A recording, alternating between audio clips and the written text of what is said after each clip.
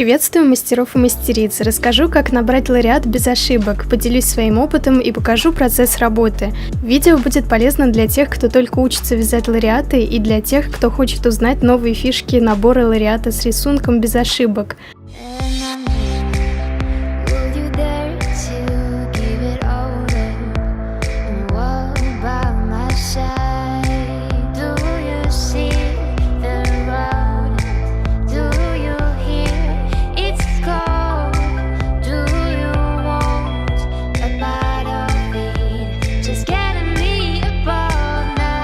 Распечатайте схему, приготовьте линейку и цветные ручки или карандаши.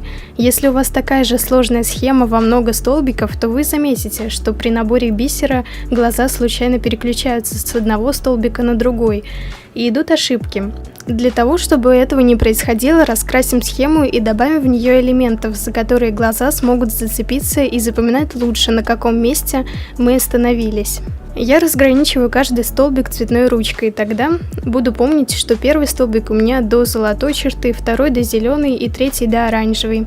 Мне было особенно сложно не перескакивать между третьим и четвертым столбиками, поэтому я поставила галочки. Эти маленькие пиктограммы меня очень выручали при наборе. Тогда перед набором третьего столбика я предупреждала себя: ага, сейчас я набираю ряд с оранжевой галочкой, вы здесь. Если у вас похожая на мою схему, довольно геометрическая, то вы сможете вычленить повторяющиеся комбинации. Потом я запоминала, где они находятся, и набирала автоматом. Снова эти пиктограммы помогли мне набрать лариат быстрее и обращать внимание на повторяющиеся участки. Если хотите, обведите такие комбинации в кружочек, будет только лучше. Вы можете поставить черточки через каждые 3 бусинки, потому что удобно набирать по 3 бусинки. Или если вы заметили, что вы где-то легко набираете по 5 бусинок, затем по 2, затем по 3, то это ваша особенность чтения схемы и набора. Поставьте черточки согласно вашему набору, и вы сможете набирать быстрее, и схема будет понятнее. В моей схеме в одном столбике могли сразу встретиться 2 девятки или 2 числа 11, и у меня бывали ошибки из-за того, что глаза перескакивали с одинаковых цифр. Обведите каждый второй повтор цифры в красный кружок, и можете даже поставить восклицательный знак, тогда вы сможете себя предупредить. Так, сейчас я набираю обычную девятку, а теперь девятку в красном кружке. Это уже вторая девятка. Благодаря кружкам вы будете лучше зрительно ориентироваться, на каком участке набора столбика вы находитесь. Такие пиктограммы очень помогают.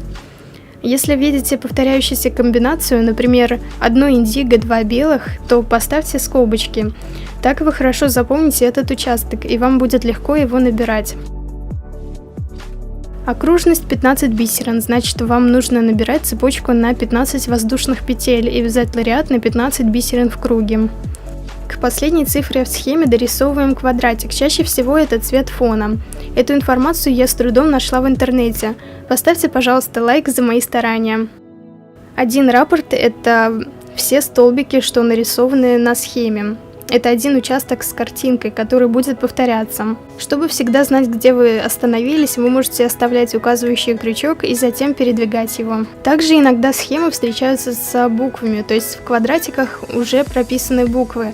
Так тоже удобно, так вы будете лучше зрительно ориентироваться и видеть, что, например, белые бусины у вас с буквой А, а голубые с буквой Б.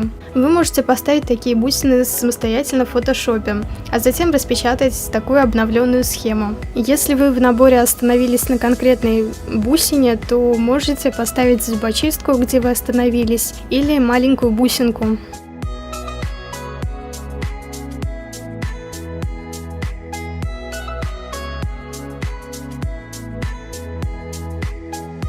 Еще один способ не сбиваться со столбиков.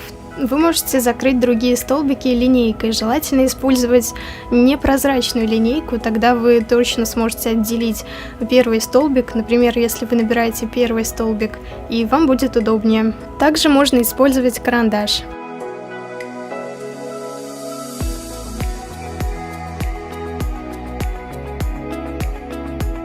Далее подбираем бисер по схеме и начинаем набор. Все столбики нужно набирать сначала сверху вниз и до конца.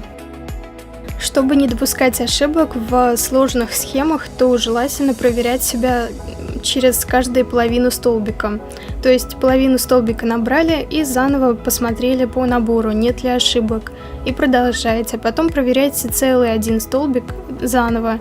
И затем при желании можно еще раз перепроверить полный раппорт набора. Потому что будет обидно, если ошибка в какой-нибудь середине из-за одной бусинки может съехать весь рисунок схемы, и восстановить это будет очень сложно. В моей схеме два цвета очень сильно были похожи, это светло-зеленый и темно-зеленый. В фотошопе вы можете заменить квадратики, сделать их более контрастными при желании. Также, если вы хотите заменить какой-то определенный цвет в схеме, вы также можете в фотошопе заменить цвет. Но для этого вам придется перекрасить все квадратики. Существуют диктовалки для схем для лауреатов, но я никогда ими не пользовалась. Мне удобнее диктовать схему про себя. Попробуем набрать небольшой отрывок.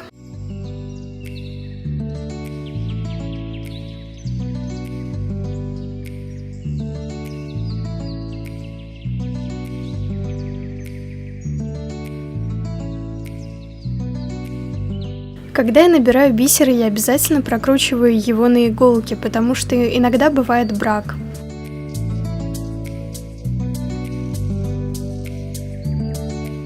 После того, как я закончила набор бисера, я отрезаю лишний кусочек нити и начинаю вязать. По этой схеме для ожерелья я набирала 7 раппортов, то есть 7 раз все столбики. Не бойтесь переделывать схемы под себя и добавлять пиктограммы, так будет только удобнее. Вы только посмотрите, как красиво выглядит набор уже на стадии такого материала для вязания.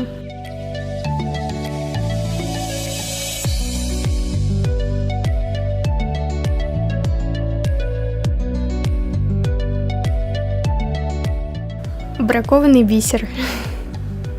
Я начинаю свое вязание с небольшой турундочки. Я провязываю 15 воздушных петель, затем несколько рядов столбиками без накида и только потом провязываю бисер. Так бусинки ложатся ровнее и у вас появляется место, за которое можно держать изделие.